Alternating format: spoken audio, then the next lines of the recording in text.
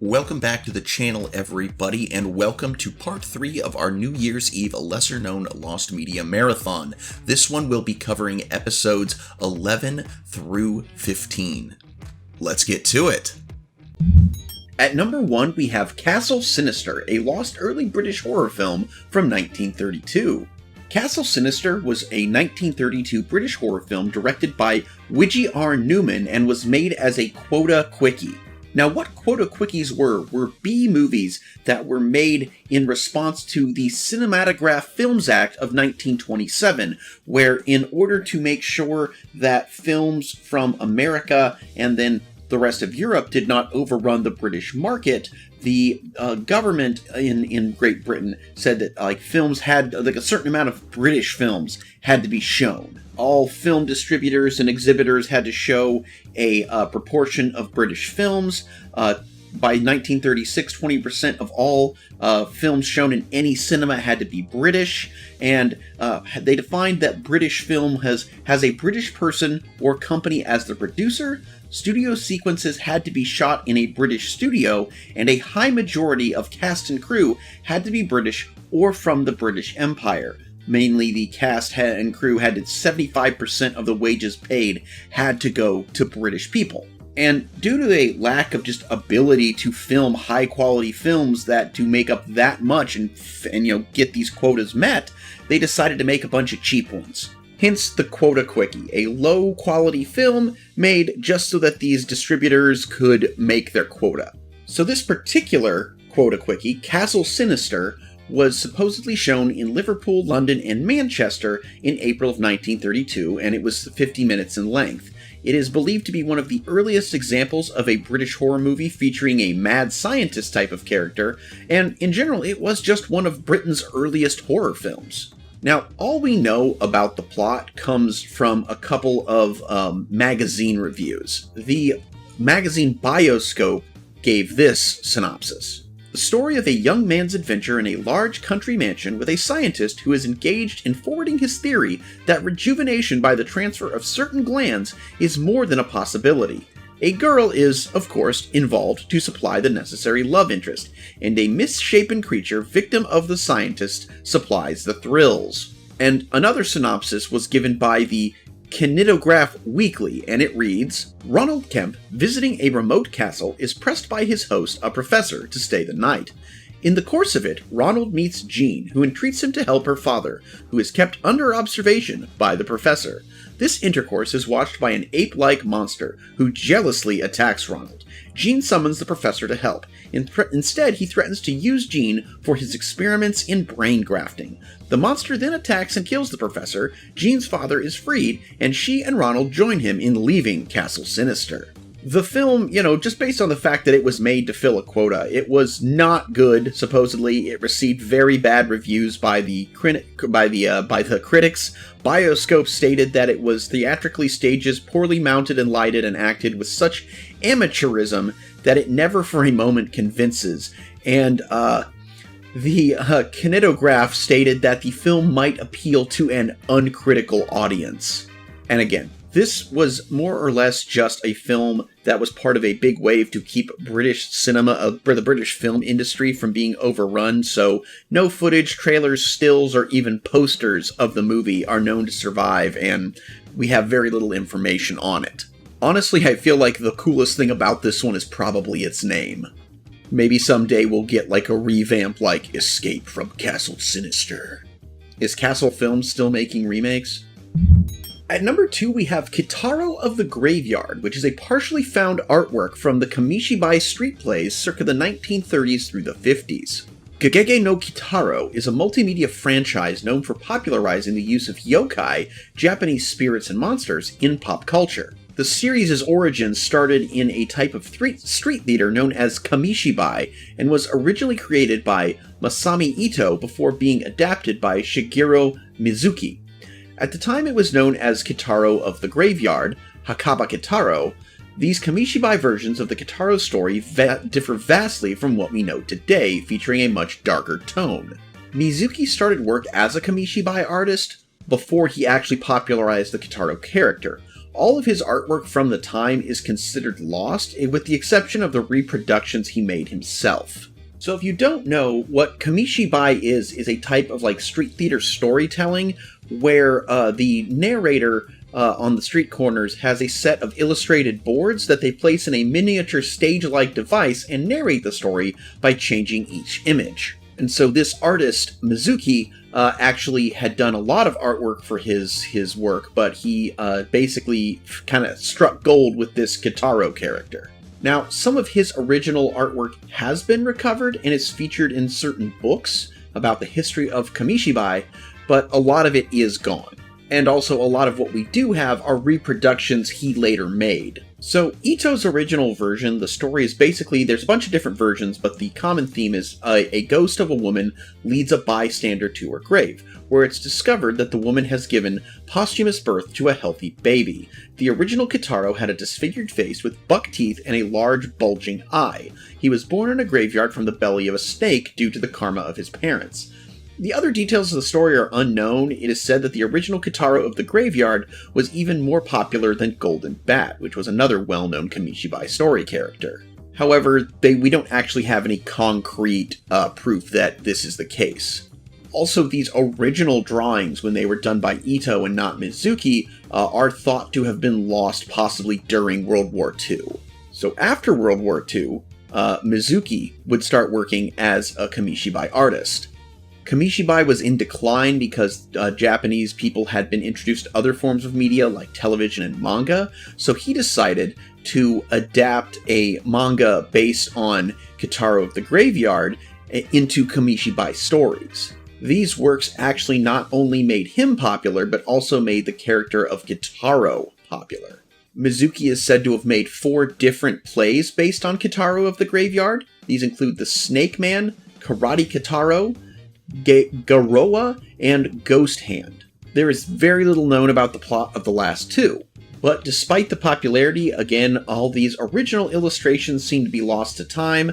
Mizuki did attempt to recreate many of the illustrations from memory, most notably the early design for Kitaro as he had been depicted in the Snake Man play, but we don't really know for certain if these are what they look like, or if these are what they look like just to the best of his ability. So unfortunately, these items remain lost. Alright, before we go into the next piece, we have a special announcement from me. Take it away, me. Thanks, me. Hey guys, it's Mr. Sean here with the announcement for the winner of our 150 subscriber giveaway. As you might recall, this giveaway was for Steve, the multi-armed winged snake demon. And our winner is... Good Grimace. Yeah. Alright, Good Grimace, please feel free to reach out to me on any of my contact information. The last couple guys have messaged me on Instagram. You can also send me an email if you would like. Just please contact me, let me know where to send the miniature, and you have 7 days to do so. So, hey, back to you, me. Thanks, me. Now coming in at number 3, we have Wolfman Zap, the lost audio of the animatronic character show tape. The existence of this one is unconfirmed, from the 1980s. Now, Wolfman Zap is the name of the titular mascot character of the restaurant Zap's Bar and Grill, which was created by the same man, Nolan Bunchel, who also created both the Rock-afire Explosion and Chuck E. Cheese's Pizza Time Theater. Animatronics during this time were often accompanied by show tapes, which contained programming information and audio for the animatronic character. While it is believed that Wolfman Zap's show tape should be a thing, it is not confirmed as there has been no video footage or the tapes have ever surfaced for the character. This is due mainly to the fact that Zap's Bar and Grill, which had 5 locations in Tampa, Florida, San Jose, California, Dallas, Texas, Reno, Nevada, and Boulder, Colorado, have not been documented well online, and it is unknown how many of these restaurants contained an animatronic. Some speculate that Wolfman Zap was a retrofit of an existing Pizza Time Theater animatronic with simple cosmetic changes. Pizza Time Theater was known to use retrofitted animatronics, but, no one can confirm or deny that that is the case here. Some say that the actual working animatronic of Wolfman Zap was never even put into production and was simply a prototype, though he does show up in a Pizza Time Theater parts manual from the early 80s, and so that it is thought that he actually did make it into production. Now, Zapp's Bar and Grill was considered an adult establishment, so it could be theorized that his show tape could have contained adult humor, though, again, that is just a rumor. But ultimately, we have very few images or evidence of Wolfman Zapp, and even some potential animatronics that may or may not be Wolfman Zapp. Ultimately, the actual whether or not this character was around in any official capacity is unknown, and it's pretty interesting. At number 4, we have Mike Henry's Batman publicity stills, which are lost photographs advertising CBS's Batman TV series circa 1964. Now, Batman has had several live-action adaptations in TV show episodic format over the years, whether the one you might be most familiar with being the Adam West Show or the super racist wartime era Batman serial from the 1930s. Batman has been on screen for quite a while. But there was one that was pitched where former American footballer and actor Mike Henry, known for such roles as Tarzan in the 1960s and Junior from the Smokey and the Bandit series, he posed for a set of publicity stills where he dressed up as Batman for a Saturday morning children's program that CBS had bought the idea for in 1964. The show would have been a more straightforward and serious in tone than ABC's Batman starring Adam West, and Henry was one of the actors considered for the role of Batman. However, before the show could come to fruition, DC Comics got the rights for Batman back and then made a deal with ABC to create the 1966 show that we already talked about featuring Adam West. Consequently, anything in context to the 64 Batman pitch was put away or lost, including the publicity stills, which as of today have not been found. Again, I mean, these things are kind of, it might not amount to much, but these are official photographs of a famous actor dressed as Batman for a TV show pitch. I mean, I'm sure if these official stills could be found, any Batman collector would love to have them. Alright guys, for our final piece today, the not safe for work piece of lost media. Actually, once again, this one is considered not safe for life. We have the Daniel P. Dukes lost death photographs and possible footage of Orca attack circa 1999. So Daniel P. Dukes was the second person to be killed by Tilikum, the largest orca held in captivity, on July 6th of 1999. Now, you are probably aware of the other piece of lost media featuring Tilikum killing another individual. This would have been his most recent kill and final kill before his death in 2007, which was when he killed his trainer, Don Branshaw, in 2010 during a performance. That piece of lost media is well known, so it won't be covered on this channel, but what we're talking about is another one of his captivity kills that was likely caught on camera. So, on July 6th of 1999, Daniel P. Duke somehow bypassed security and snuck into SeaWorld Orlando. It is uncertain what his exact time of death was, but for some reason this guy decided to go skinny dipping in Tilikum's sleep tank. Tilikum then reportedly thrashed Duke's body around in the tank and eventually killed him. The whale continued to play around with his body until the following morning when he was found parading Duke's lifeless body on his back. You might not know this about orcas, but they like to kill things for fun and then kind of like play and toy with them. Orcas are dicks. Also, the whale had reportedly bitten off Duke's genitals. Well, what was this guy doing naked in a killer whale sleep tank that made this whale decide to bite off his genitals? Dad, what's the blowhole for? I'll tell you what it's not for, son. And when I do, you'll understand why I can never go back to SeaWorld. Also, he had so many injuries that the autopsies were dumbfounded as to what the actual cause of death was, though we'll just say he was killed by a motherfucking orca. And his face was in such bad condition that his funeral had to be held closed casket. I'm sorry if I chuckled a bit during that. This is the death of a real live human being, but Jesus Christ, why did you took the time to sneak into a theme park so you could skinny dip with a killer whale and piss this thing off to the point where it decided to rip off your genitals. Something's not right about what you were doing. Now, it is possible that Dukes' death may have been captured on security camera footage. However, SeaWorld has declined to confirm this. There are confirmed pictures of his body being carried around by the whale, taken by park employees for reference. However, these photographs, and the surveillance footage, if it exists, has yet to surface, as they are more than likely being held by the FBI, never to be given out for an official release. But yeah, just a brief rundown. In 1991, Tilikum had killed a trainer named Kelty Byrne, and then he had also killed Mr. Dukes, and then he killed Dawn Branchow in 2010.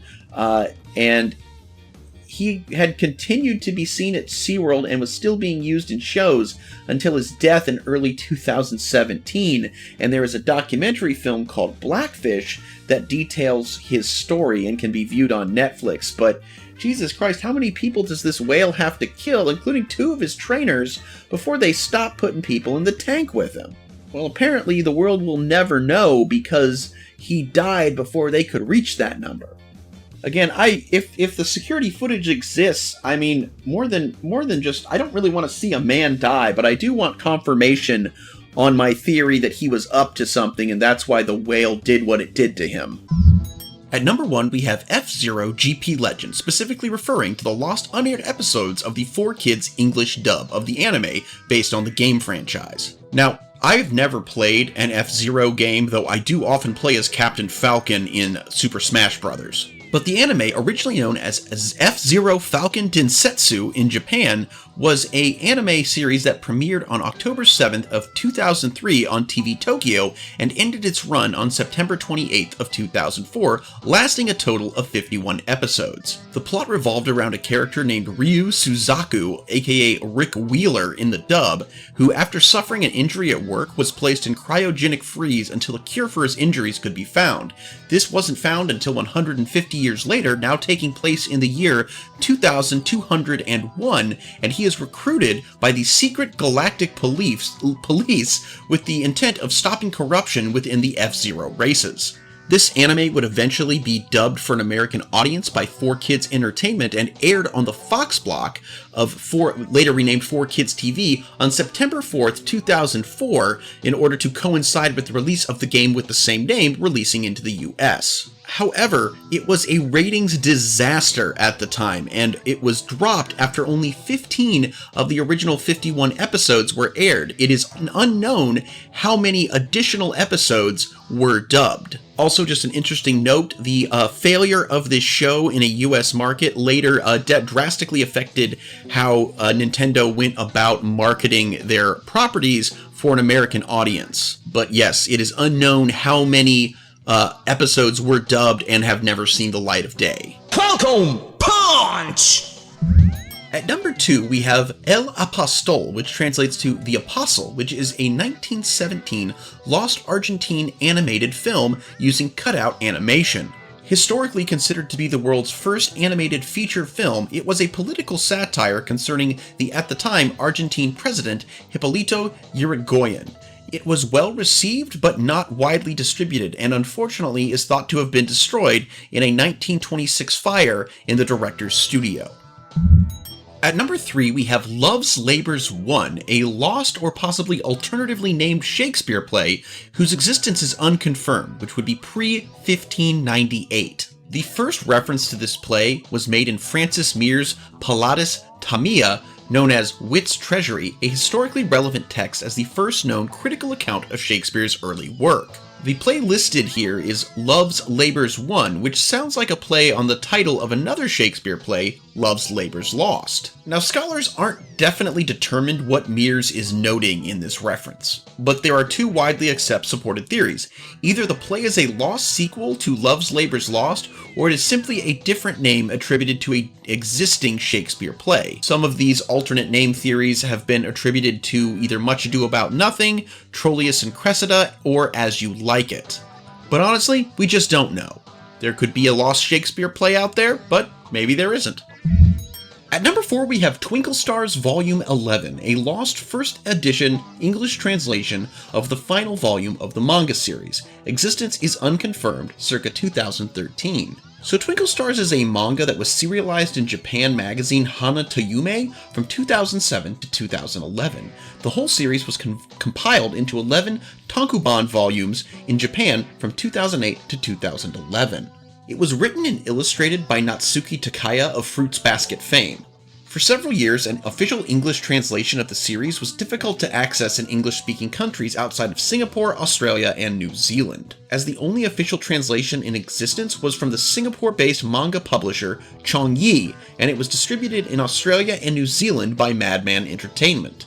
Chongyi is most famous for distributing the first official English translations of the Pokemon Adventure manga, but it ceased operations by early 2014. But from 2011 to 2013, Chongyi translated at least 10 of the 11 volumes of Twinkle Stars, though apparently volumes 1 and 6 were a little bit rarer than some of the others. But it is unclear whether they ever actually got around to translating the final volume, Volume 11, at all. Currently, no known copies of this volume from Chongyi are known to exist, though if it did, it possibly would have been a limited release as the translation would have been performed near the end of the company's lifespan. Fortunately, if you are a non-native Japanese speaker/reader and require your manga to be translated, well then, good for you. The entire Twinkle Star story was later translated and subsequently published by Yen Press from 2016 to 2018 in a 5 omnibus volume style. So this story, the media itself is not lost, just perhaps this particular instance of it. At number 5, we have Angelo Orsi's photos of Ayrton Senna, lost photos of Formula One driver post-crash in 1994. On May 1st of 1994, Formula One driver Ayrton Senna crashed into an unprotected concrete barrier at the Tubarello corner at the Autodromo Enzo de Dino Ferrari during the 1994 San Marino Grand Prix. The impact resulted in Senna's death in hospital a few hours later. Post-crash, photographer Angelo Orsi appeared on the scene and took photos of Senna in the car and after his helmet was taken off. These photos have never been released to the public. So the corner that he hit, he crashed into the concrete barrier at 130 miles per hour, suffering a multitude of injuries. The front wheel entered the cockpit and struck the right frontal area of his helmet, the impact of which caused his head to be forced back onto the headrest, causing skull fractures. A piece of the wheel's suspension also detached and penetrated the helmet, causing fatal head trauma. Just one of these injuries alone would have been enough to kill him. As Senna laid motionless in his car, Angelo Orsi, the only known cameraman already situated at this particular part of the race when the accident occurred, leaped over the wall opposite the corner and arrived to the scene of the crash. He was the picture editor of the Italian racing magazine Autosprint and a close friend of Senna. According to The Life of Senna, a book, Orsi took close-up photos of Senna while he was motionless in the destroyed car. Photos were also taken of Senna after his helmet was removed, and when he was being treated by medical personnel on the ground. The photos were extremely graphic in nature when considered that Senna lost 4.5 liters of blood following him suffering a burst temporal artery, which caused blood to soak from the car and onto the track. At 6:40 p.m., Senna was officially declared dead. Around midnight, Orsi returned to Autosprint's developing room to analyze the photos, where he was confident the photos were unlikely to be published in any magazine. Brazilian commentator for the Grand Prix, Galvão Bueno, who was also a close personal friend of Senna, had watched Orsi take the photos live on air. He claimed that Orsi aimed and shot without even seeing exactly what he was getting. He was also the one to inform the Senna family of the photos' existence. Family members, as well as Senna's girlfriend, Adrian Kelman Galitztu, I'm sure I got that one wrong, are known to have been the only people to have seen the pictures. Consequently, representatives of the Senna family immediately requested Orsi never allow anyone else to view the photos, with Orsi respecting their wishes to this day. Now, while graphic photos of this accident are publicly available to view, Orsi's collection have remained withheld from the public as of the present day. According to The Life of Senna, they are likely within a safe within Autosprint's office. Orsi and Autosprint are known to have been offered large financial offers, at least more than $100,000, for the rights of the photos.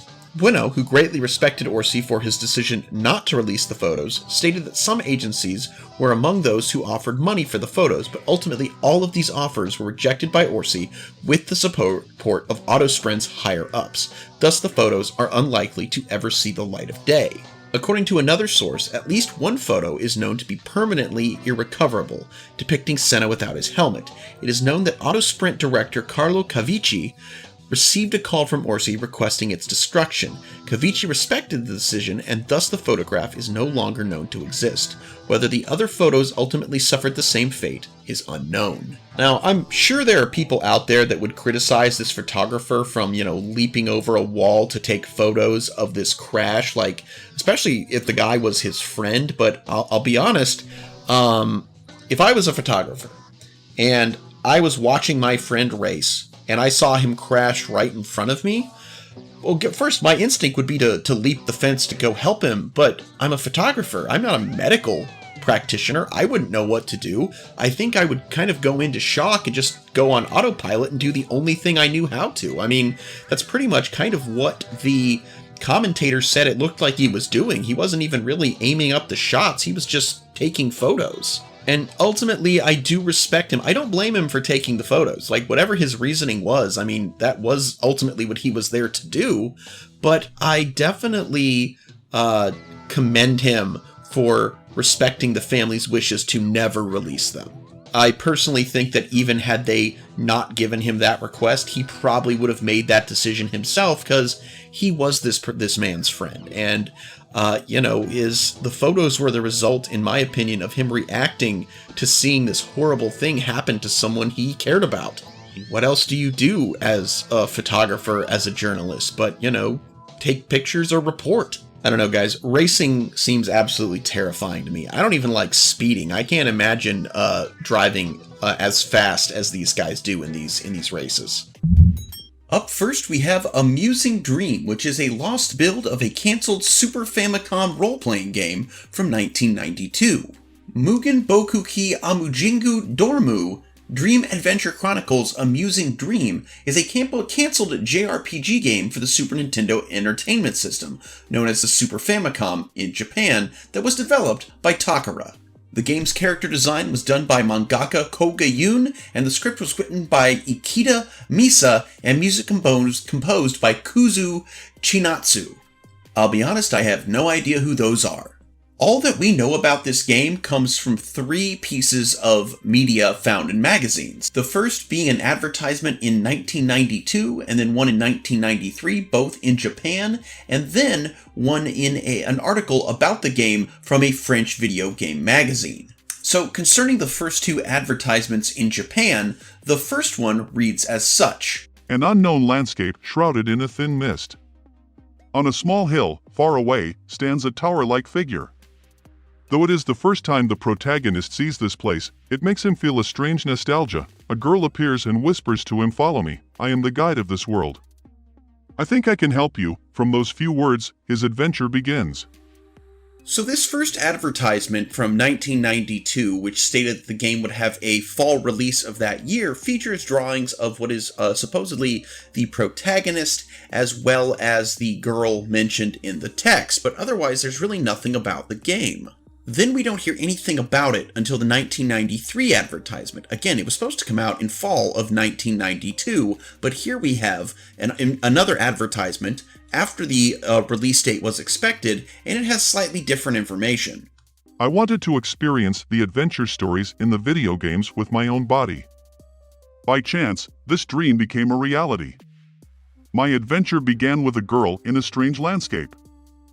So this one, again, now we're in 1993. This one states that the game will have a 1993 release in July, and apparently one of these Japanese characters is indicative that the speaker is masculine, likely a younger boy, so that it kind of just confirms that the main character featured in the image was male, but both adverts unfortunately do not provide any other details as to the characters or even their names. And honestly, that is all most of us would know about this up until 2010, when user Monokuma on Unseen64.net posted about the game, sharing a digital scan of Superpower, which was a French gaming magazine published and circulated from 1991 to 1994 under different names, and they had a preview of the game with this blurb. Amusing Dream is a truly Japanese RPG, with truly Japanese characters and truly Japanese graphic design. But is all of this Japanese, you may wonder? Absolutely, and consequently, we are very doubtful whether Japan-exclusive Amusing Dream will ever be distributed in Europe. This is approximately what Takara told us when we came blundering in. This dream may be amusing, but it will not become a reality, at least not in our country.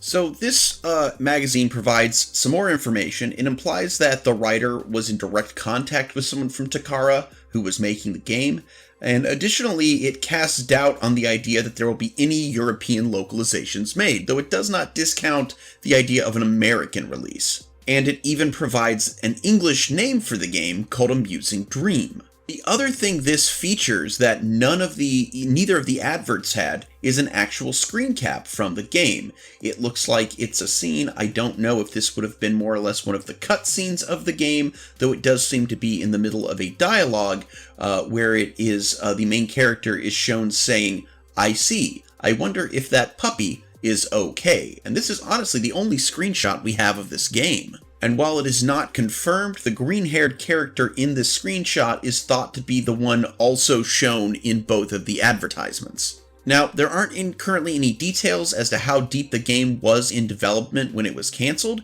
It can be safely assumed, though, that the game was thoroughly fleshed out, multiple advertisements have been discovered, and the French version includes a picture of the game alongside its review. However, there are no known demos or releases of the game, and due to the discrepancies between the release dates of the two Japanese adverts, it can safely be assumed that the production of the game required the release date to be pushed back. And in all honesty, it can be safely assumed that these delays ultimately caused the game to be cancelled. But who knows, somebody who used to work at Takara might have a beta build of this game in their garage or something. Honestly, it looks kind of cool. I like the art style, and I do love some of these old school JRPGs. I'll be honest, I haven't finished many of them. They are pretty long, I tend to get bored, but they are fun.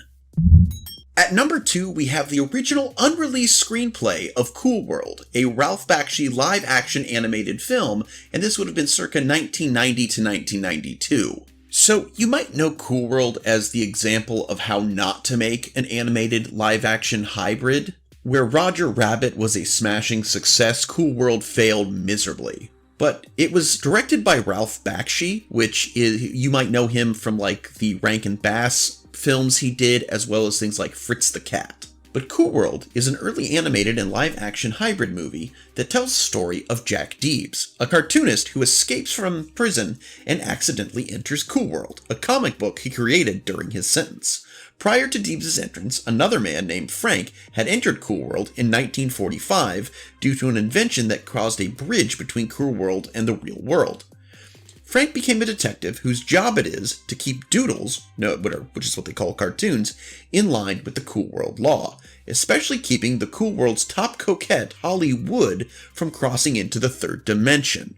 So Ralph Bakshi pitched this idea to Paramount Studios. His version featured a protagonist named Debbie Dallas, which is likely a play on the classic porno movie Debbie Does Dallas. But Debbie Dallas was a young woman who was conceived by a doodle and annoyed, which is what they call human. Debbie, who had been born a half-animated and half-flesh hybrid, considers herself a freak and searches to murder her own father that caused her deformity and abandoned her. After he pitched this to Paramount, he said that they signed on and bought the idea in like 10 seconds. He wanted this to be kind of a hybrid animated live-action horror movie. However, as legend goes, during production, producer Frank Mancuso Jr., who is most well known for his Friday the 13th franchise, had Bakshi's screenplay rewritten in secret. It is said he wanted to distance himself from the horror genre. After this rewrite, Bakshi and Mancuso's differences got the better of them. Supposedly this led to a physical fight, however Bakshi himself claims this never happened and that he bears no ill will towards Mancuso. but due to the creative differences interfering with the actual production and filming of the film, what ended up coming out was ultimately a box office failure. Known as Bakshi's worst film, its only good factors being its art and the fact that Brad Pitt was in it. So what's left of this original screenplay? Well, currently it's unknown if the screenplay even survives at all. What we do have are 28 panels of the storyboard drawn by Luis Zigarelli, which were based directly off the original screenplay and the characters' original designs. Along with these 28 panels, which were originally a much larger set, we have the comic props drawn by Spain Rodriguez, an artist for Underground Comics. The props themselves were only covers placed on top of stock books. Only 2 pages actually drawn by Rodriguez are shown. These can be seen in the comic book store near the beginning of the film after Deebs is released from prison. These props were to portray the physical comic books that Deebs had drawn and were most likely done before the screenplay rewrite. Holly in these drawings looks much more similar to herself in Zigarelli's storyboard compared to the film, with a more tough and slight punk quirk instead of her final Marilyn Monroe-esque appearance. So, this might still exist somewhere, who knows? Would it have been a better film? Maybe, but ultimately I think I'll stick with Who Framed Roger Rabbit. Our next entry was requested by a viewer in the comments section of a previous video and includes the lost paintings of the Greek artist Zeuxis, which is circa 5th century BC. While we still have many examples today of Greek art in the form of sculptures and statues, there were many painters in the Greek era as well. One of the most famous Greek painters was Zeuxis. I don't know if I'm saying that right. He was born in the 5th century BC and is known to have flourished from the years 501 to 400 BC. Historical records state that his paintings introduced quite a few art genres such as still life or the concept of the ideal form of the nude, and supposedly looked very realistic. One of the things from a lot of old paintings is they do not look very realistic. We didn't start getting the real skill in the paintings until maybe about the Renaissance era, and this was quite a bit of time before that. It is said he achieved this way using shading to make a simple way of using chiaroscuro, a painting technique used for light and shadow in 3D objects, instead of just painting inside the outlines. This technique made his paintings look realistic in comparison to others. He is also said to have had a special way of choosing women models to paint. If he could not find the perfect qualities for a model in one woman, he would use the features of multiple models to create an image of ideal beauty. One of the interesting things about Zeuxis is that it's not that he was given this mythical level of skill that nobody could ever hope to compete with, which would then also make his actual existence less credible. There's a story about a contest he had with another painter named Parrhasius. As it goes, at an unknown time, Zeuxis was known to have had a painting contest with another well-known Greek artist, Parrhasius. Both men at the time had reached the highest of their artistic abilities, but no one could decide who was the best, and the contest was started to settle the argument. The men were tasked to create large murals they painted in private behind a wall, with an audience/judges waiting for them to show what they could do. Soon Zeuxis and Parrhasius finished, and Zeuxis revealed his painting first. It was a painting of a bowl of fruit, an early example of still life, and used his technique of realism. It is said that it was so realistic that a bird flew into the painting and, in an attempt to steal a painted grape, smacked into the mural. Judges thought that Zeuxis should win at this point, until Parrhasius revealed his painting. Zeuxis asked Parrhasius to reveal his painting behind the curtain, but he refused as he said it was impossible to do so. Zeuxis thought that Parrhasius was refusing because he did not finish his painting and was accepting defeat. But as it turned out, the curtain was Parrhasius's painting. It took a while for the audience to get that Parrhasius's illusion was better than Zeuxis's. The prize went to Parrhasius, and Zeuxis stated, "I have deceived the birds, but Parrhasius has deceived Zeuxis." And despite the famous art techniques he used and introduced and realisms of the paintings he created, none of them are known to survive today. The reasons for this are unknown, but they are likely common factors such as fires or the sheer age of the paintings. If these common factors are what contributed to their loss, the paintings will likely never see the light of day. At number 4, we have Archie Comics Super Mario, partially found production material from canceled comic book miniseries based on the video game, circa 2009. I don't need to tell you that Super Mario is basically Nintendo's flagship franchise and the most important one they have. So it's no surprise that Archie Comics would be interested in turning it into a comic book. Archie had had similar success with a Sonic the Hedgehog series, and sometime in 2009, they pitched a 4-issue comic miniseries to Nintendo, which would have grown into a complete series if successful. It was to be written by Ian Flynn, with concept art by Tracy Yardley and Ben Bates. The story would have been an adaptation of the original Super Mario Bros. Game and featured narrative-driven adaptation of the games with stories bridging the canon. Similar to Flynn's approach when writing Archie's other video game adaptations. According to Flynn, it was well received at Nintendo of America, but failed to impress Nintendo of Japan.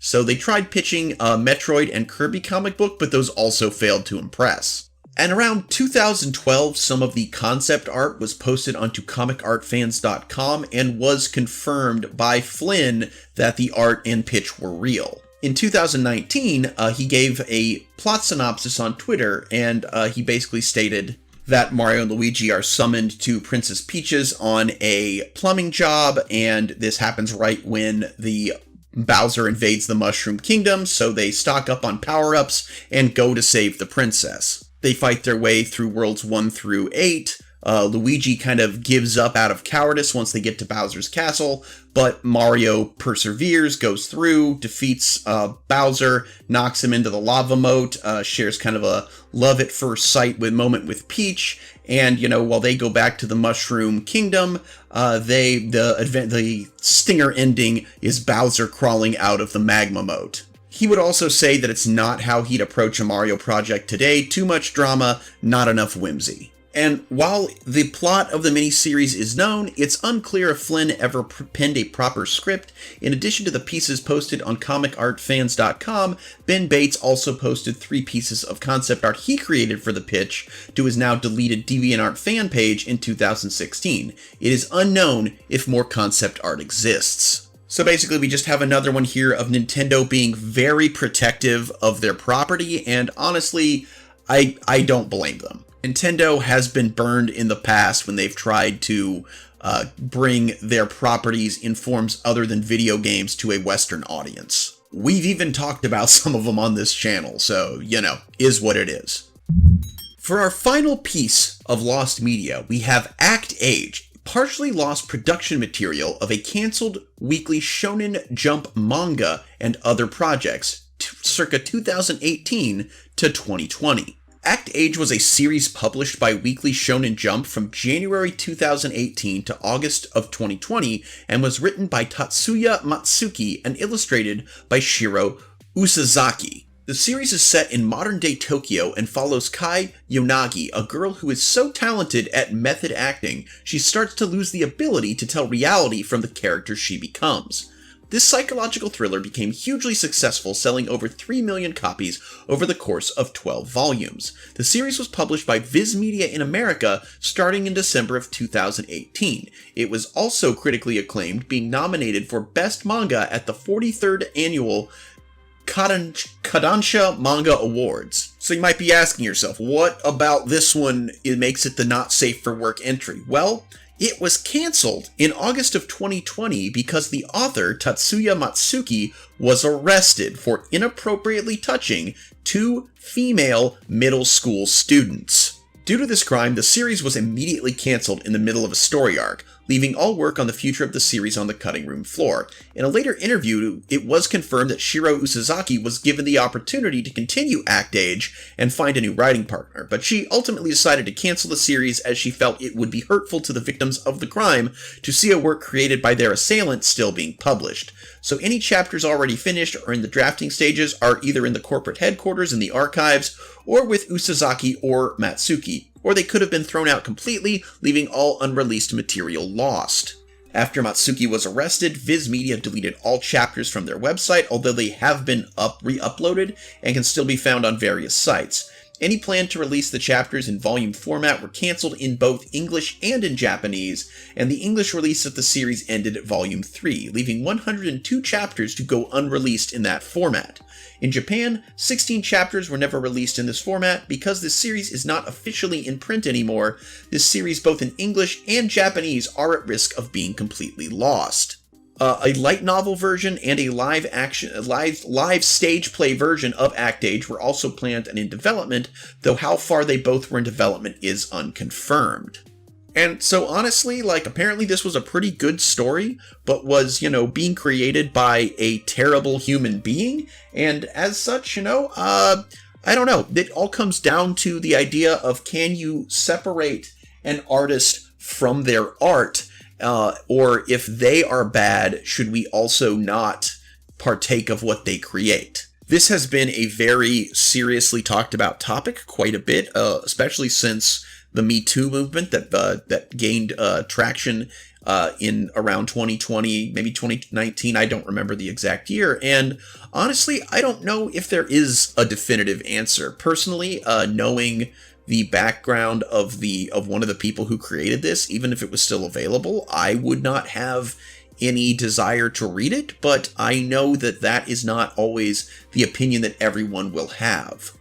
Great example, before it came out that he was a complete piece of crap, I was a big Kevin Spacey fan. I loved the movie Beyond the Sea, and specifically how he sang the various Bobby Darin songs, and since finding out what a piece of garbage he is for what he did, very similar to, for reasons similar to the same thing this mangaka writer got canceled for. I can't listen to my Beyond the Sea soundtrack anymore. It's just knowing who is singing and what he did ruined it for me. So personally, I'm fine with letting this one be lost forever, but I'm sure there are people who would disagree with me. And that's okay too. Again, I don't think there is one right answer or any definitive answer in the argument of, can we separate an artist from their art? It's a pretty deep question. At number 1, we have Catapult to Krusty Land, a lost promotional online game for the Universal Studios Motion Simulator ride in 2008. Now, if you aren't aware, there used to be a motion simulator ride at Universal Studios for Back to the Future, which is one of my favorite movies, and then they got rid of it. And normally this would piss me off, except that it was replaced with a Simpsons ride, which is one of the few things I love more than Back to the Future. It used the same system that Back to the Future ride had used, but had the Simpsons venturing through a Krusty Land theme park while Sideshow Bob tries to kill them. The ride is amazing and is perfect. The Simpsons Land is one of my absolute favorite parts of the Universal Studios park. But when both Universal Studios Orlando and Hollywood got to work on this attraction, they made an online promotional game to promote it at least 2 months before it actually opened. Now, this was a Flash game, though it did disappear long before the end of Adobe Flash. So the ride was first announced in 2007, and construction on both versions commenced as the year led on. Though on March 28, 2008, an official website was made to promote the ride. It was designed by 65 Media, who had previously worked on the website for The Simpsons movie, with much of the site design, layout, and flash animation done by Priscilla Gomez. The main menu resembled the golden archway entrance to either Universal Studio Parks with the iconic rotating globe in the left foreground and Krusty Land in the back. Hidden by a tarp during construction, was counted down by a magic 8-ball for both versions, and this was fully unveiled upon the opening. The site featured a bunch of Simpsons characters, even including ones voiced by Harry Shearer, who was the one Simpsons cast member who didn't do any voices for the ride due to scheduling conflicts. Now, the main focal point of this website was a minigame titled Catapult to Krusty Land that worked like most online slingshot games, where a wooden catapult stands on a green hill that, if fired with the right timing and wind direction, will send them beyond the gates of Universal Studios theme parks. However, there would also be hazards in the way, including a swinging wrecking ball that can throw your character off guard when thrown at the wrong time. Now, you weren't shooting Simpsons characters at this. You actually would design your own avatar, your own Simpsons avatar, that you would make yourself with a login account, and was a repurposed feature from the Simpsons movie website. Again, being made by the same company, it was easy for them to reuse this. You could also throw notable caricatures of characters such as like Conan O'Brien, Jay Leno, John McCain, Hillary Clinton, Barack Obama, and they weren't given their real names. They're like Senator Pantsuit or Senator Whitehair or Senator Talkgood. Now the other point of this game was a contest. So whoever got the ultimate high score would be the winner, receiving the Simpsons sweepstakes, including a grand prize trip for 4 to either Orlando or Hollywood, plus their OCs being on display at both locations, though it is not known who the winners were or if their creations ever made it into the parts of the ride. There were also other games called the Screamatorium of Dr. Frightmarestein, which is a reference to the Season 9 episode Bart Carney, and then Madame Manjula's Future Looker After. While no actual gameplay footage of these exist, from the context clues of the title screens, we can deduce that the Screamatorium was a target shooting game, and that the Madame Manjulia, I don't know why I have so much trouble with that name, was a kind of like a memory card matching game. Now, the Simpsons Ride website and its online games would remain active a year after the attraction first opened, though in 2010, Universal decided to retire the site permanently, as the link would now be redirected to the error page of the Universal Studios Orlando website. ROMs for the Catapult and Carnival games were never copied onto any other website, and with no gameplay footage being available, only select screenshots and articles remain as proof of their existence. Any capture of the Simpsons Ride website from 2008 to 2009 only shows a blank white page with text disclaiming the ride's plot summary and potential release date, as the ride was made using Adobe Flash 9 and JavaScript, which was incompatible with the Wayback Machine even before the software was terminated in 2020. So while the Simpsons Ride may have gone on to become an enduring hit for both Universal Studio resorts in Florida and California, the website that promoted it is unfortunately forever lost. This one really interested me because, like I said, I love The Simpsons, and not only did I not know that this was lost until coming across this article, I didn't even know this existed. Because if I had, I would have been on this thing trying to win that sweepstakes. Come on. But yeah, so if you by chance happen to have a ROM of the old Simpsons Ride at Universal Studios website games, you should definitely upload that. People are looking for it. At number 2, we have Pokemon Stars, which is an unconfirmed, enhanced version of the Sun and Moon Nintendo 3DS role-playing games, but would have been a port to the Nintendo Switch. So, Pokemon Sun and Pokemon Moon were released on November 18th of 2016 and were released onto the Nintendo 3DS as the first installments in the 7th generation of the Pokemon series. And honestly, if you ask me, despite the Hawaiian theme, which I am all about, they are the worst official regular style Pokemon games. Now, a month prior to the game's release, Nintendo officially revealed the Nintendo Switch, a hybrid console that is able to be used as either a home console or a portable console. So, of course, the question was going to be, will there be a mainline Pokemon game on this? But no plans were announced at that time. Now, around the time of release of Sun and Moon, Eurogamer reported that they had heard from multiple sources that a game under the codename of Pokemon Stars was currently under development with a projected release date of late 2017. Now, people assumed this meant there would be like a third standalone game, much like Pokemon Yellow, Pokemon Crystal, Pokemon Emerald, but that this time it would be released on a different console. Enhancements of Pokemon Stars supposedly would have included new Pokemon, along with a higher resolution for the game, being played at 720p. Rumors started circulating that a mainline Pokemon game would be released on a home console, whereas all previous entries in the main series were exclusive to handheld systems. Over the next few months, the Pokemon Company would start a campaign called Look at the Stars with the release of star-themed merchandise. Shortly thereafter, series director Junichi Masuda posted a tweet containing the word Pokemon Stars, which some interpreted as a potential teaser for the game. Even more speculation arose when an Amazon UK listing for a game called Pokemon Stars was uploaded in mid-2017, with pre-orders being sold. The listing didn't feature any cover art, and the release date was listed as January of 2030, suggesting it may have been a fraudulent listing. Yeah, no shit. But on June 6th of 2017, Pokemon Ultra Sun and Pokemon Ultra Moon were announced as enhanced versions of Sun and Moon for the 3DS. On the Pokemon Company's official website, they were listed as releasing on both the Nintendo 3DS and the Switch, but the Switch listing was quickly removed, suggesting it was likely to have been a mistake. It was suspected that Ultra Sun and Ultra Moon could be the Pokemon Stars project due to the similarity in the rumors.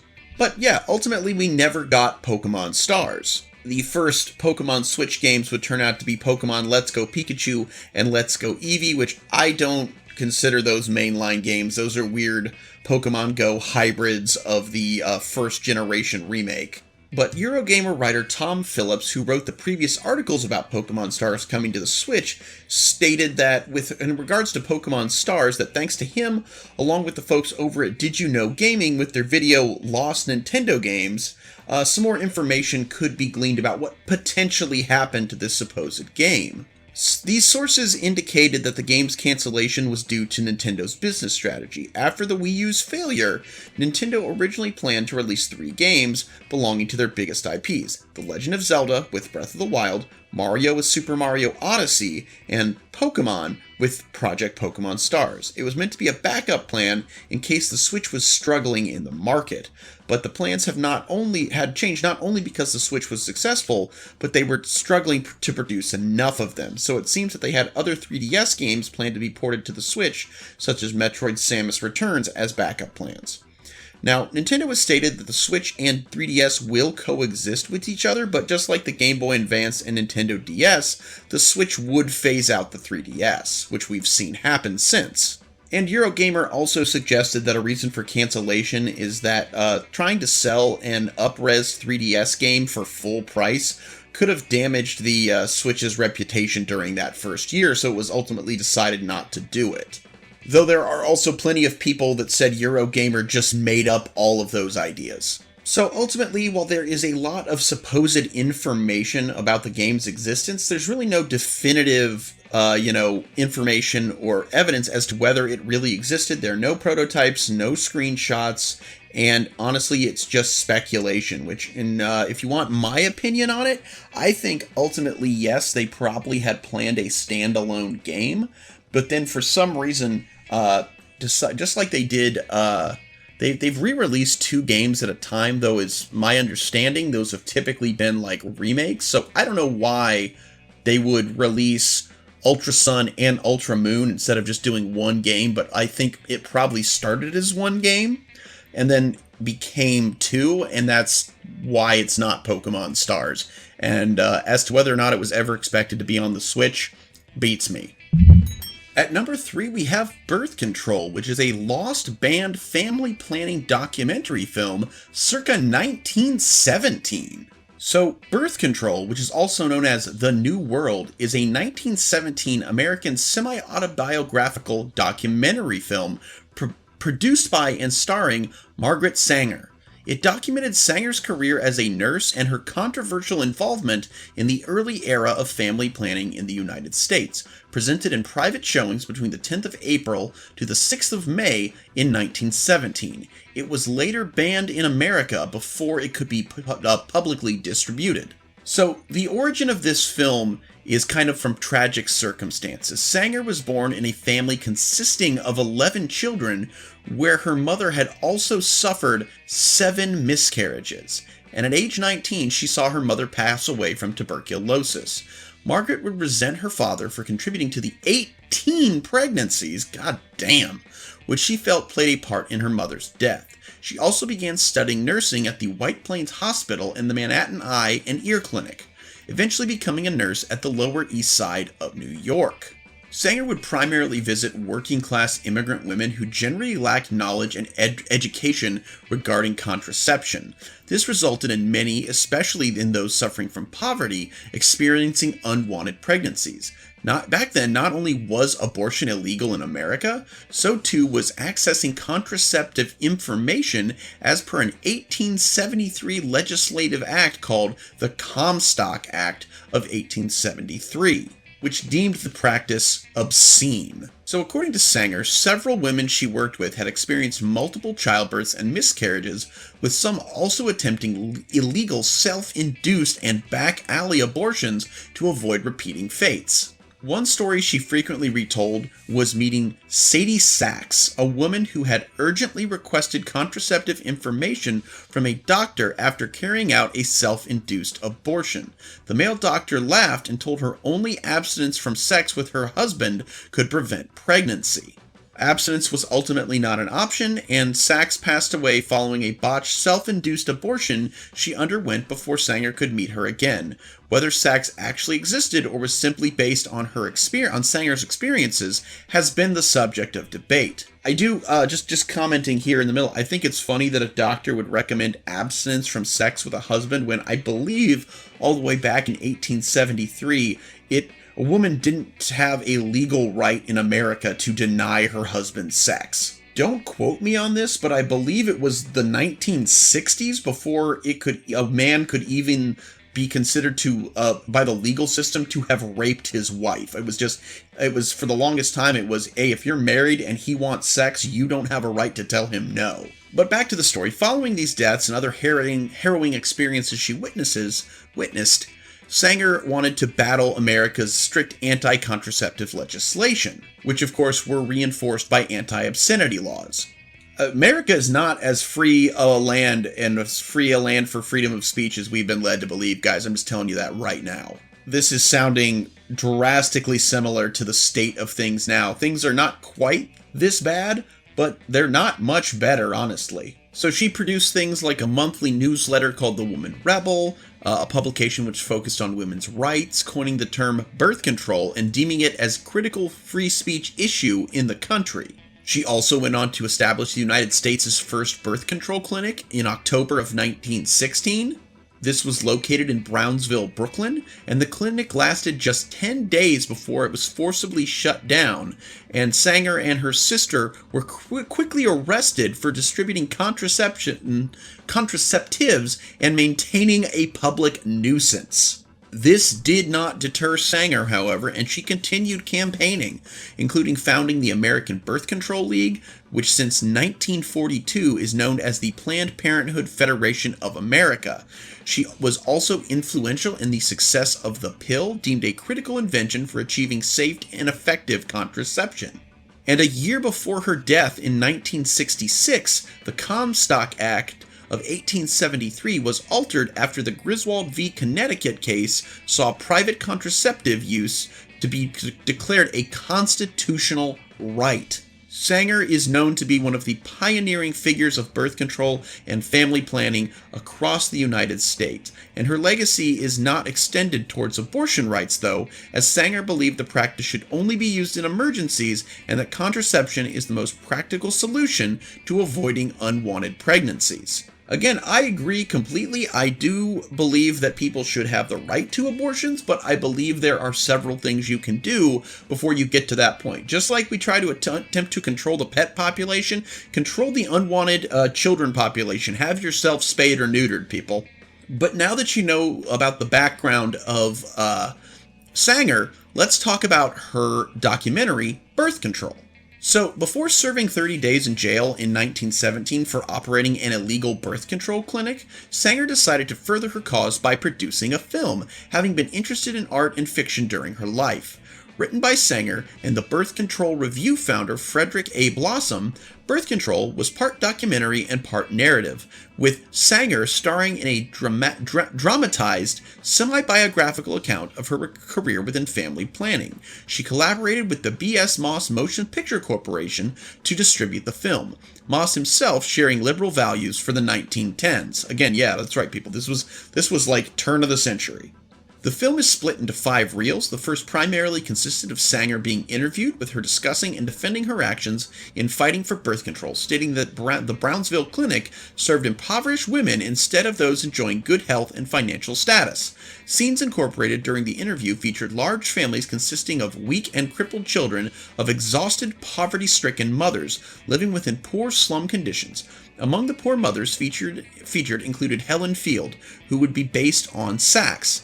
The film also showcased better off smaller families, with the work pushing the narrative that this is the family unit to obtain. Birth control also focused on Sanger's nursing career and her difficulties in resisting the urge to inform her clients about contraception, lest she violate the Comstock Law.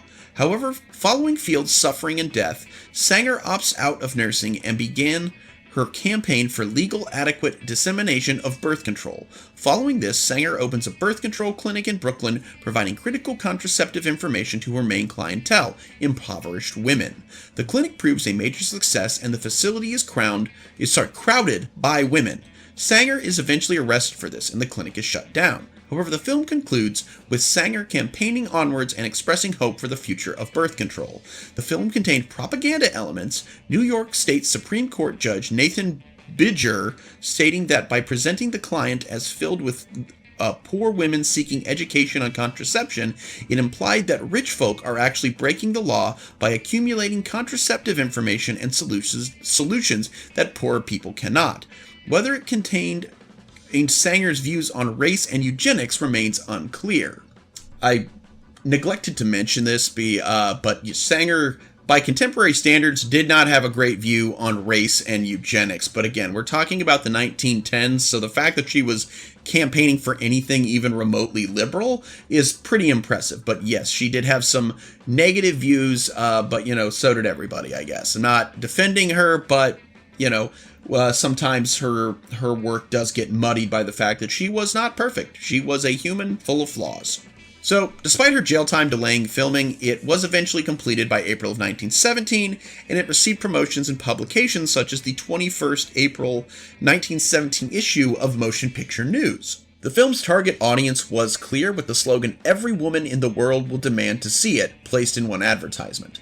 Another advertisement placed in Sanger's The Birth Control Review exclaimed it was an honest birth control film at last. To avoid concerning exhibitors that later copycat films would be produced, Sanger declared that her starring role in the film would be an exclusive. She also promised to redistribute some of the profits to further the birth control campaign.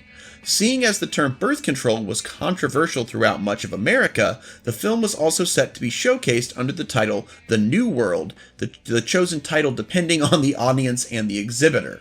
Okay, that's actually pretty smart. So, private showings to journalists and activists were shown starting in the 21st of April of 1917, and the final one being showcased on the 6th of May in 1917. It was supposed to have its first public showcase at the Park Theater in Manhattan, but unbeknownst to the people who were planning on seeing it, it had already been banned by the city's license commissioner. This was done because the commissioner claimed that numerous citizens had complained about it, and after a vote was conducted by the Brooklyn branch of the Motion Picture Exhibitors League, unanimous disapproval of the film was noted, supporting its banning.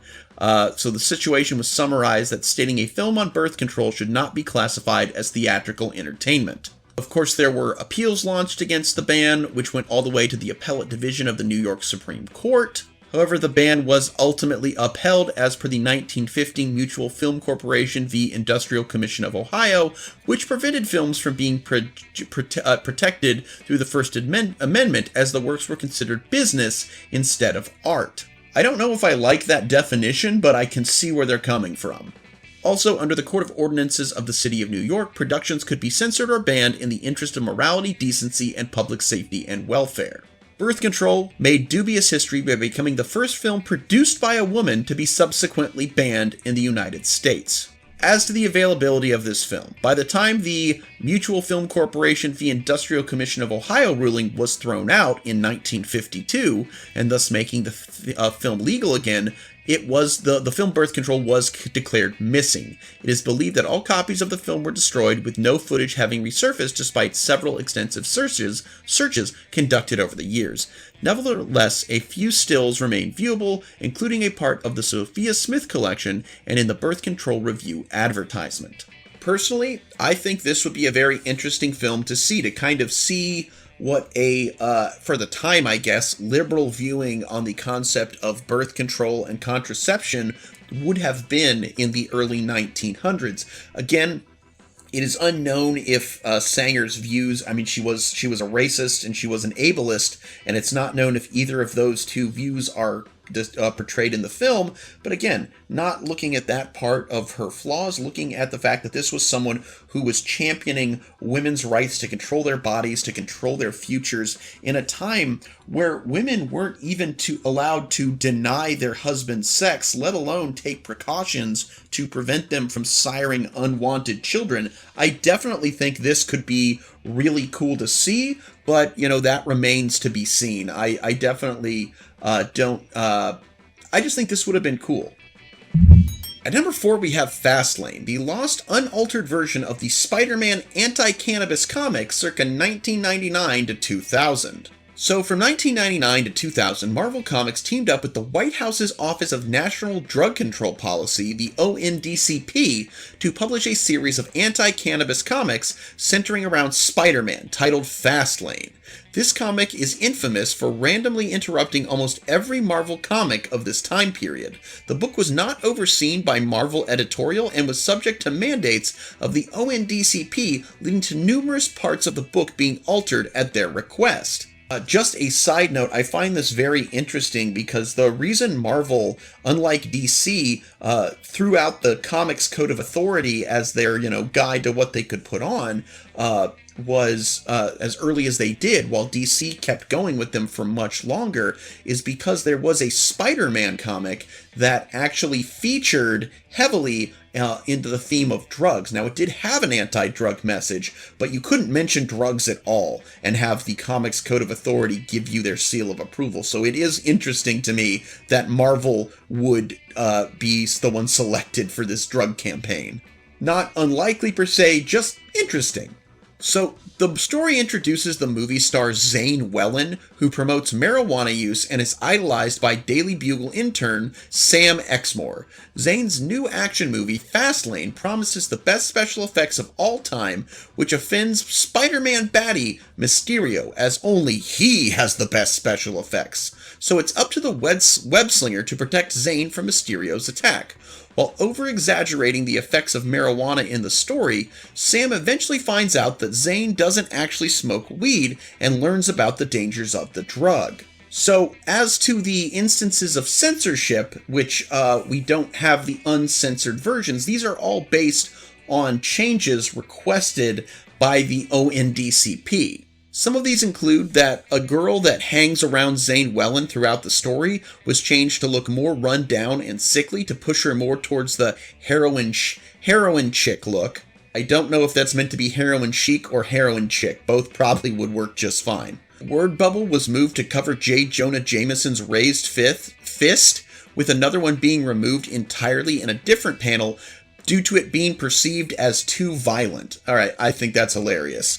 Daily Bugle intern Tony Harris originally had their hair straightened and pulled back in a ponytail, unlike their pigtail puffs in the final book. Not sure why that was done.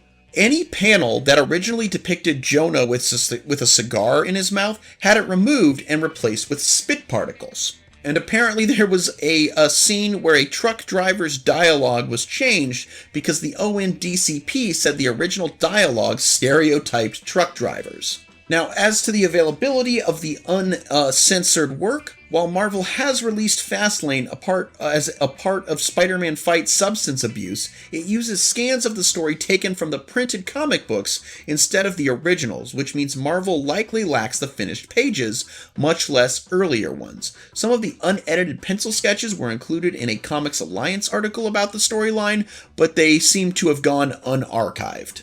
Of course, this is just a case of government bureaucracy kind of ruining a work of art. I mean, I definitely think this is definitely from a weird time when the government had a huge hate boner for marijuana. Like, I'm not a fan myself, but I don't judge people for using it. I really think, if anything, it is just kind of a drug that makes you less interesting. I've never met somebody that I prefer to be around them when they're high versus when they're sober. or if they're one of those people that is just perpetually high, I usually find them to be quite uninteresting. But again, you do you, just don't get behind the wheel of a car. The thing that really bothers me with this is them editing my boy J. Jonah Jameson, my favorite Spider-Man character, to seemingly try and remove instances of his temper as well as his trademark cigar. I mean, J. Jonah Jameson is amazing, and I love that Marvel has continued with him the way that they have.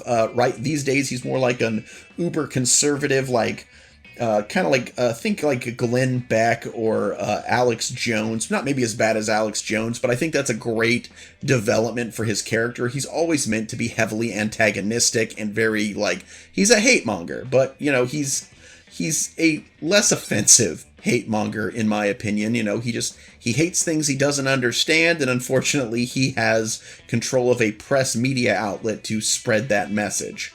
It just reminds me too much of when they tried to tone him down in Spider-Man 3, and it was like, what the hell are you doing? But yeah, otherwise, I don't think we need the uncensored version of this one. It's just a crappy anti-drug comic that the government put together. And at number 5, we have Shop Erotic, a partially found adult toy program circa 2006 to 2010. Shop Erotic was a late-night adult toy home shopping show that aired on Oxygen from 2006 to 2010.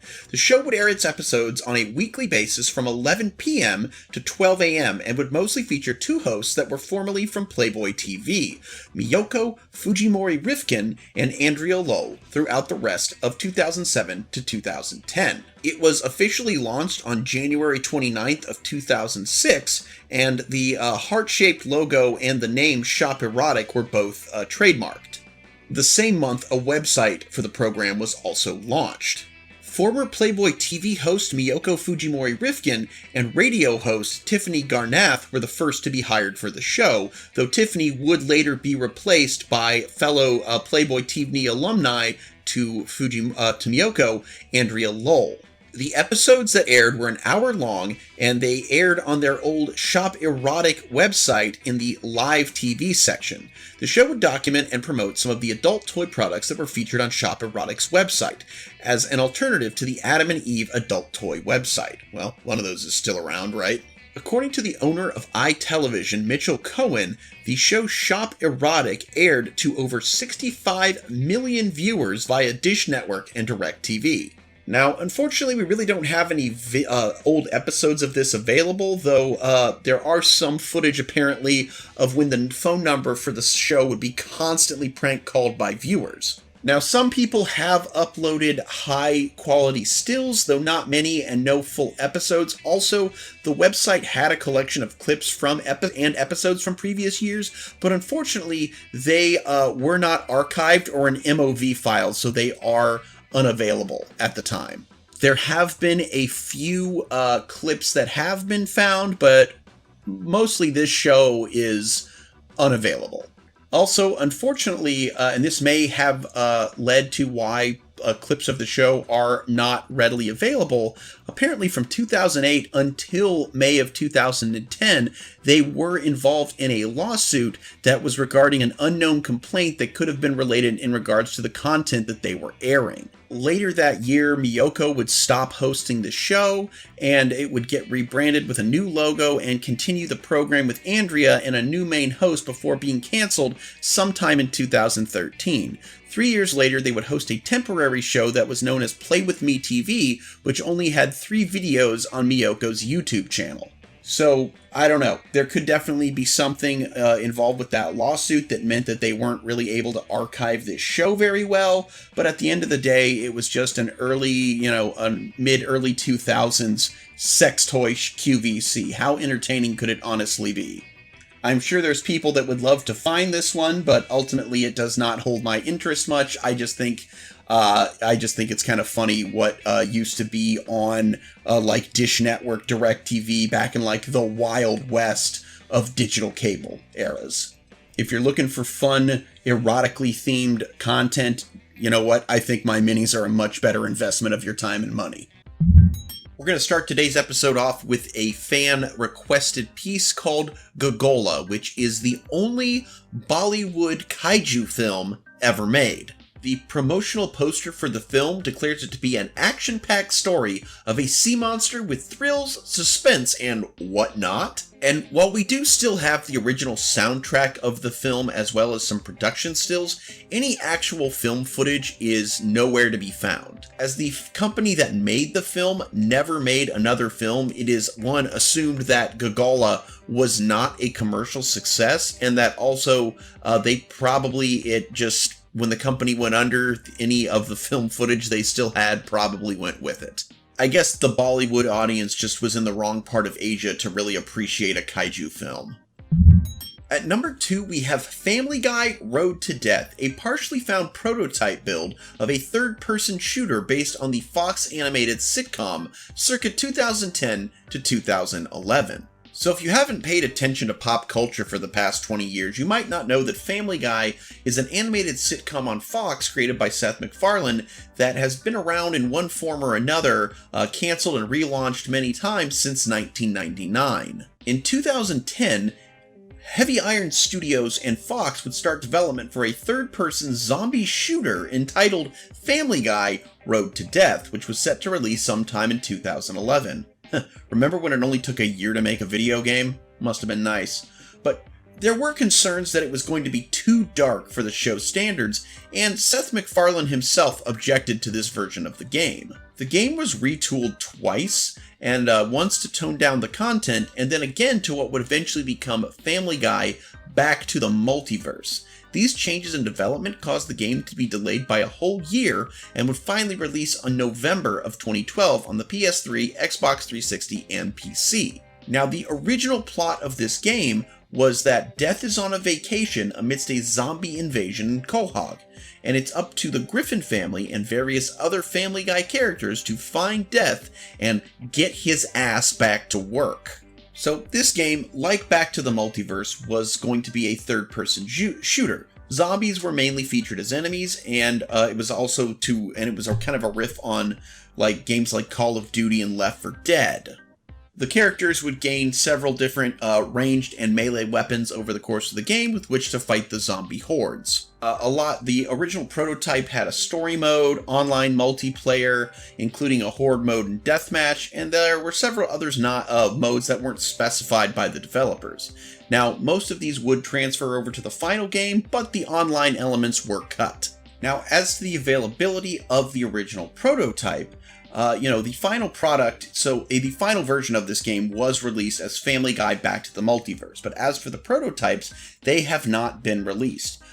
It is a prototype build, though not known exactly which of the two prototypes it was donated to the National Video Game Museum in Frisco, Texas. The only bit of these that is publicly available are 2 game trailers on YouTube uploaded by an ex-Heavy Iron employee, along with several other prototype videos from select Heavy Iron games under that time frame.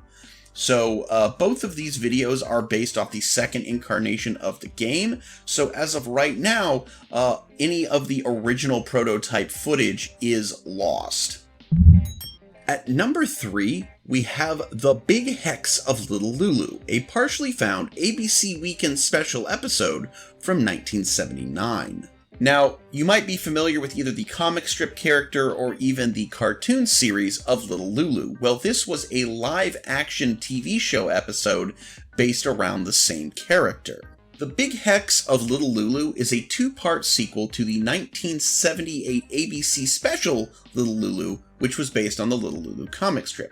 It was part of a bigger anthology of the 3rd season of the ABC Weekend Special, which aired from 1977 all the way until 1997. So the plot involved Lulu Moppet wanting to start an all-girls hockey team, but is short on funds for uniforms and equipment until she cons the chauvinistic Tubby into believing he has a curse, which can only be lifted by raising money for the team. As far as what is available of this episode, only a few newspaper ads and a 20-second promo for the special have been found, and so footage is very hard to come by. Now, it was re-aired once in 1980, But due to the rights of Little Lulu being owned by multiple companies, the special is unlikely to be re-released. While some clips and promos, again, have surfaced, and according to WorldCat, 3 libraries currently hold film footage, one in Pasadena, California, one in Cleveland, Ohio, and another in Cocoa, Florida. They are not readily available to the public. At number 4, we have the unreleased HorrorClix Nightmare prototypes from 2008.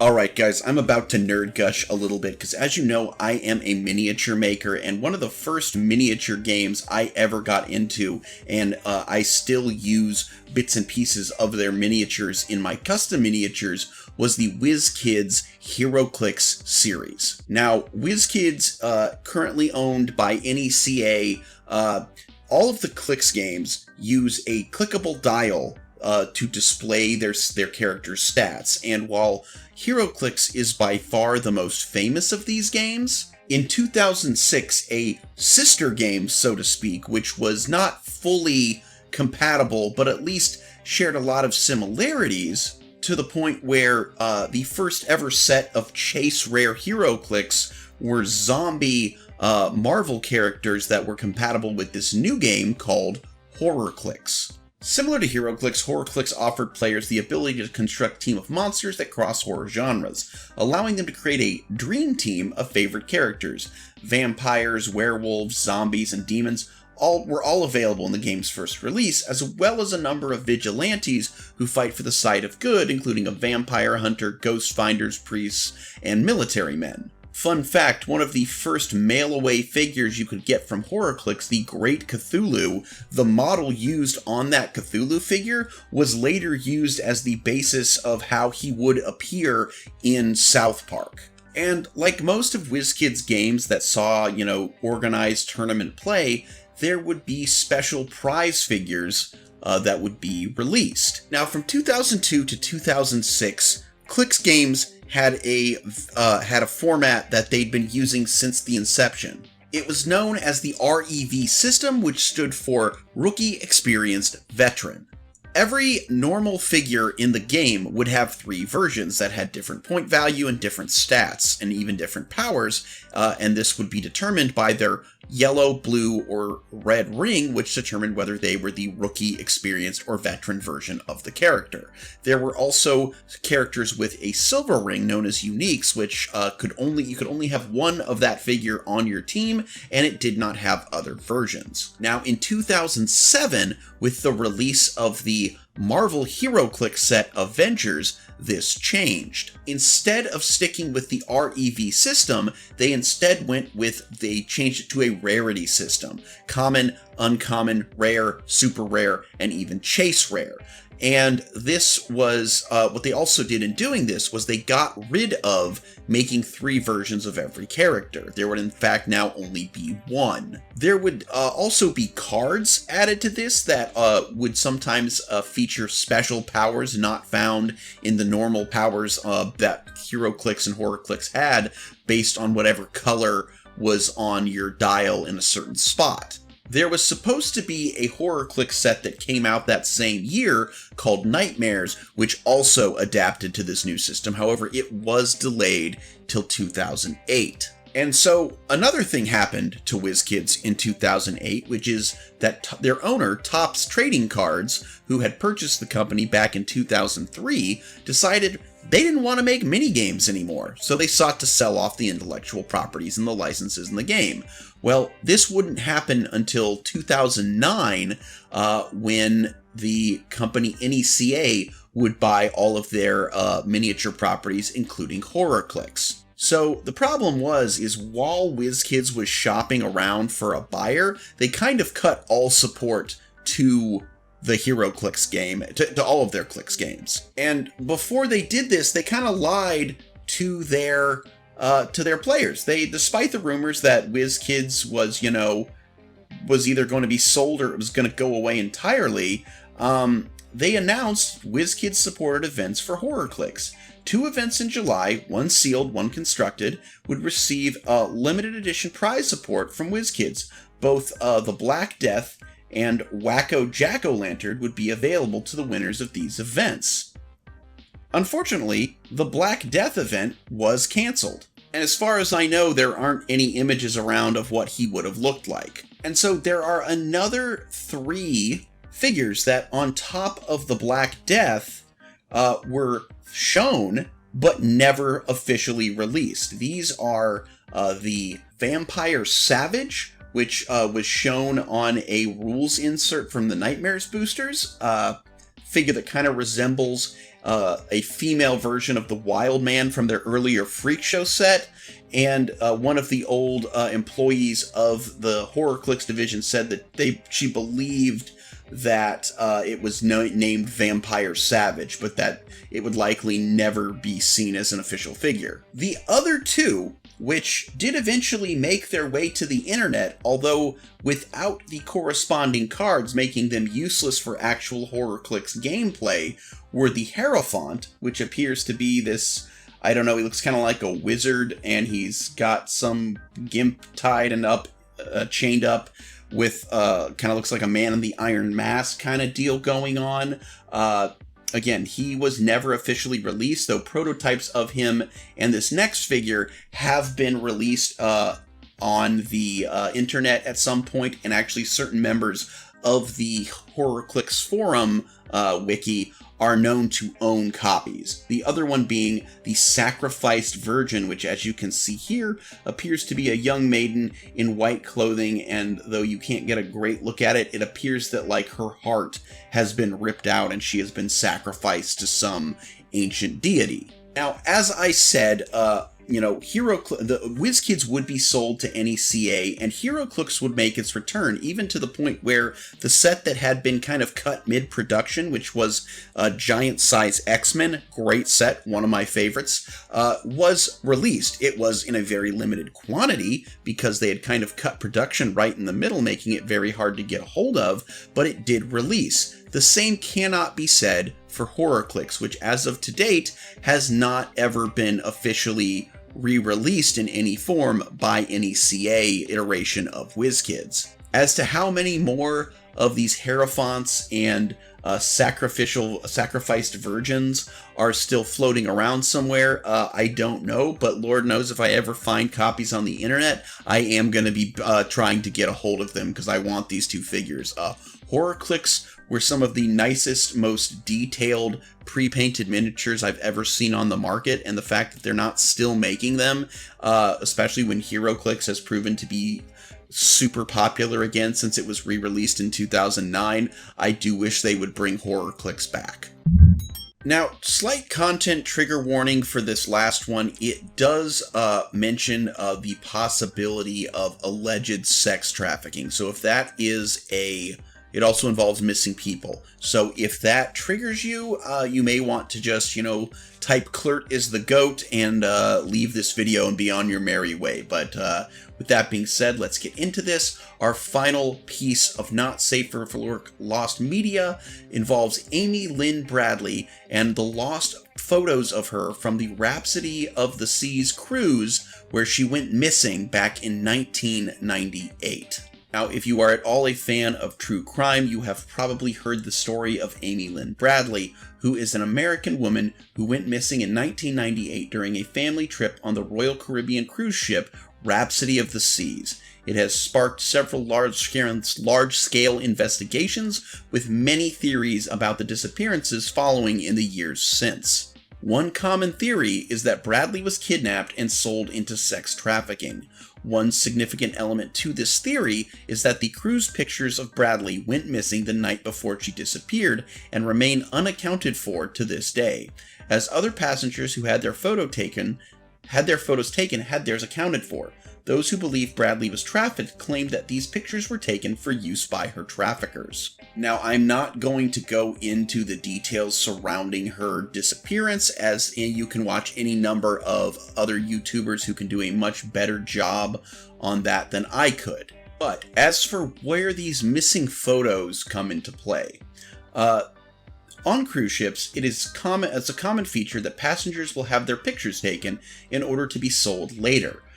Amy and her family were no exception to this, having their pictures taken individually by a professional photographer following their return from the Caribbean island of Aruba.